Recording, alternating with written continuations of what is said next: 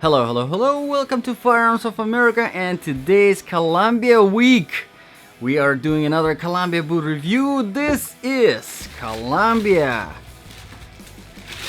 Redmond version 2. Yep, and listen guys, I don't even know which boots I like from Columbia. So many I did review today. Whenever it comes to mid-size, just recently I did a Crestwood and I was really impressed by those boots. And I think I'm even more impressed by these boots. Yes, I really do like them. Redmond V2. If you don't have time to watch the whole review, let me tell you guys, I do like them a lot. They are very comfortable. They are waterproof. Currently $68 on Amazon. I think it's a steal for this kind of boots. Very comfortable, relatively lightweight, true to the size. So if you're looking at them, get them. If you do have the whole 10 minutes, 15 minutes to watch the whole review, let's get into it.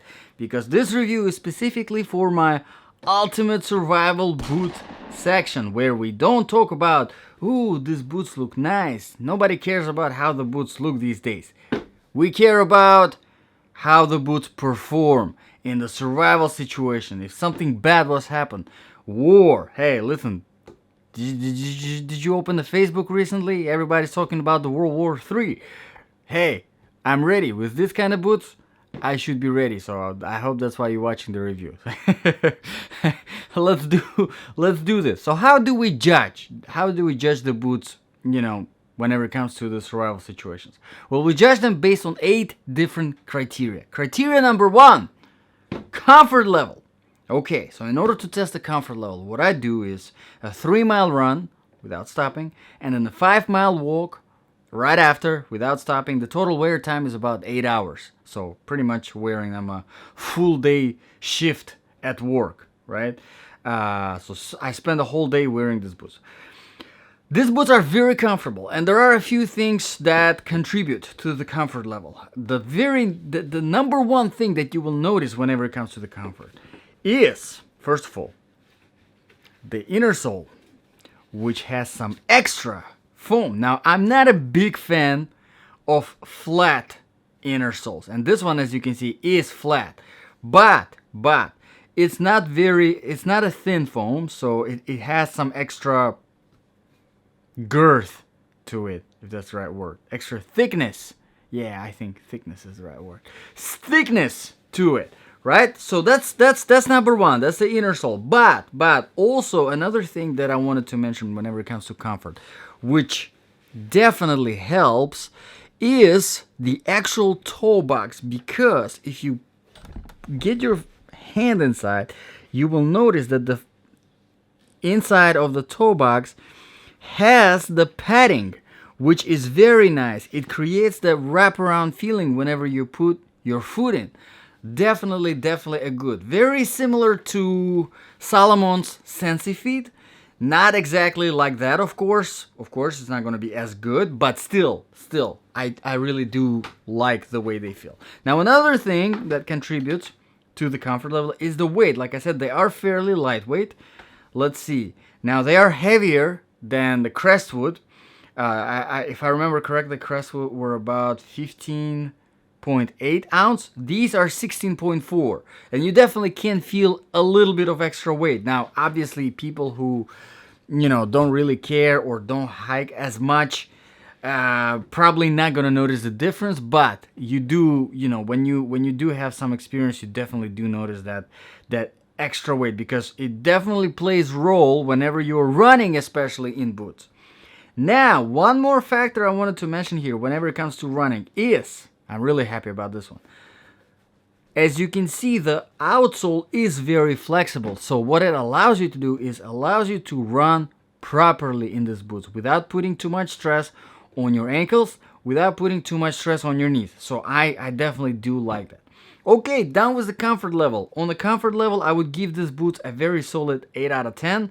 Honestly, if the inner sole was a little bit arched here to kind of give you that extra support for the bottom for your feet, I think I could give these boots a 9 out of 10. Okay, so 8 out of 10. Let's move on to the criteria number 2, which is proofing and protection. Like I said, these boots are waterproof, yes, and you saw that the tongue is gusseted here, and you have probably about 4.5 inches. If you step in a creek that deep, which I don't recommend risking, but anyway, you know, Columbia says they are waterproof, so they should be waterproof. Now, whenever it comes to protection, you don't get as much, obviously, as in some boots. As you can see, there is a harder rubber here at the toe, which gives you a little bit of protection. Keep in mind, the top, however, is very soft, so if you drop something from the top, the impact, you definitely gonna feel it. Now, whenever it comes to ankles, there isn't much. Now, that's really one thing that I kind of wish Columbia did a little bit differently. I really wish. I wish they were a little bit taller, just a tiny little bit, maybe an inch, maybe just even half an inch taller shaft. I think it would have been such a better, because you barely get the cover of your ankles here, and I wish it was just a little bit more to give you that extra protection. But whenever it comes to the heel, you do have here a harder rubber, so you do get some protection there as well. So overall, these boots are more on the lightweight side, less protection, but lightweight, compared to some other boots that have a lot of different protection from all the different sides and are obviously heavier. Okay, let's talk about the criteria number 3, quality and the design features. Now, these boots are fairly new from Columbia. If you check out the link in the description below, Amazon link, they currently have 85 ratings and almost 5 stars. So people do like them. And I'm pretty sure they're gonna grow much more in ratings as well, and because they really are good. Now, whenever it comes to the design features, really nothing much to talk about. The lacing system, as you can see, is fairly basic.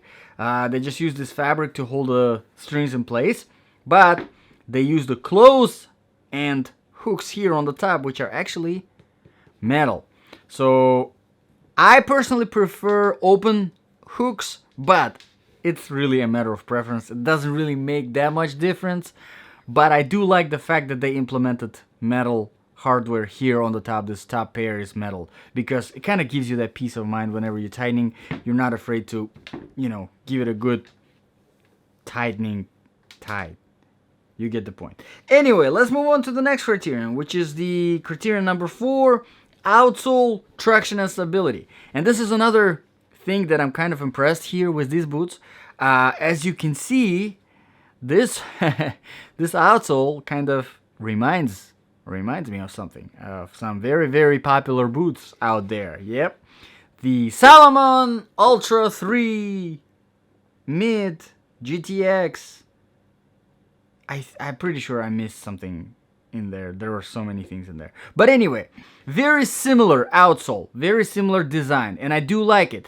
I think it has a good balance between the aggression and the flatness. So the way I test my boots, the outsole of the boots, I test them in different terrains, obviously. So what I test them on is the tarmac, new tarmac, old asphalt, the sand, dry sand, wet sand, and then wet grass, trail surface, kind of like dry grass and, random whatever you meet on the trail, sticks, stuff.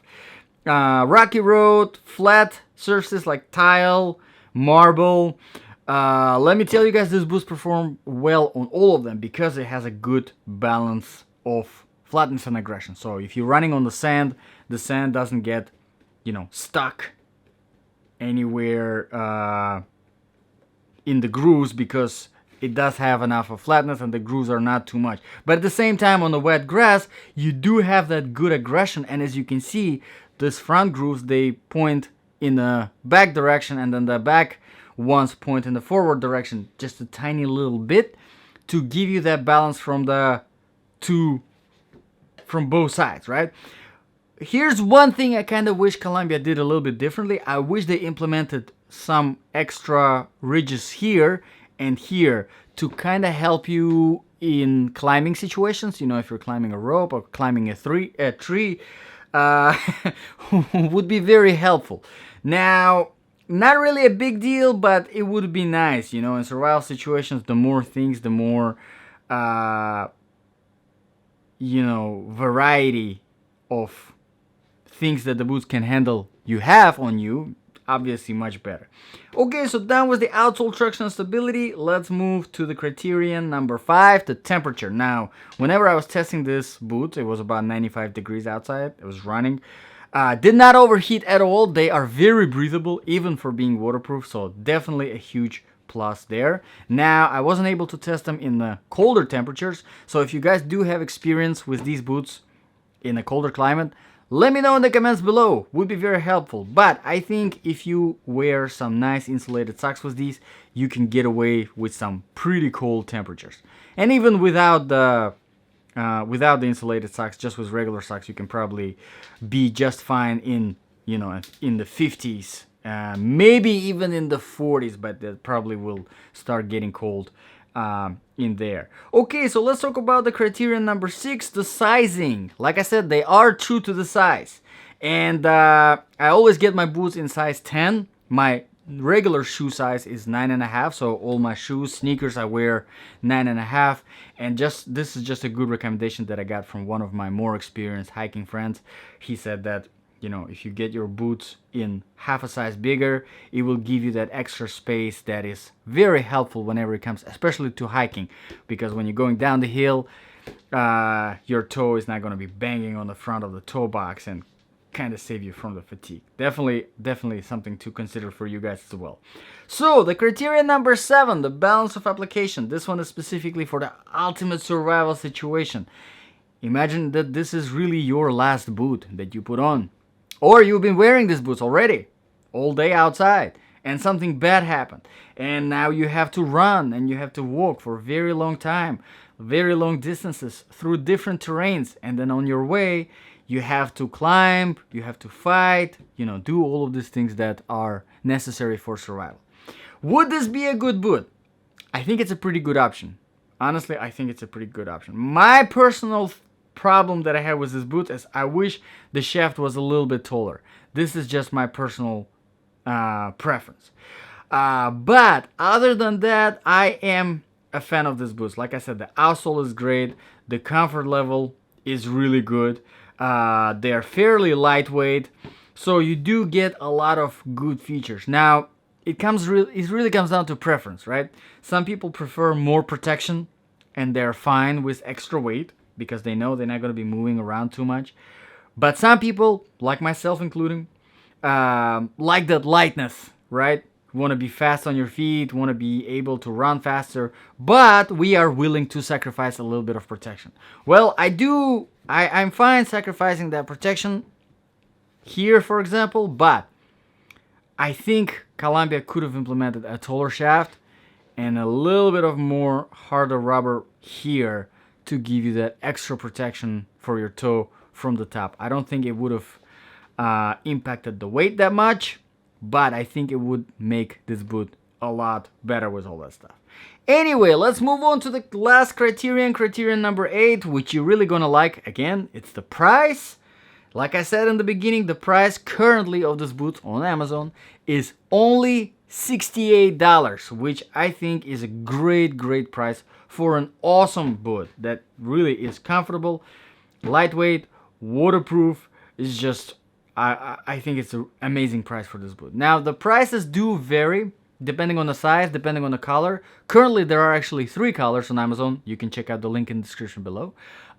So there is this, what is it? Graphite Red Jasper, which is kind of like gray. And then there is a Cardavon Baker, which is brown. And then this one, black, dark gray. I personally like this one a little bit more. Honestly, I feel like if the shaft was a little bit longer, this could have been even utilized as a good tactical boot and not just hiking boot. So overall, like I said, happy with the boot. You guys decide. If you did like this review, if you found it useful, please hit the like button, please subscribe. A lot more reviews are coming this way. This is still a growing channel. Every subscriber definitely counts. Thank you very much, guys, for watching. This was Firearms of America with a review of Columbia Redmond V2. I'll see you guys in the next video.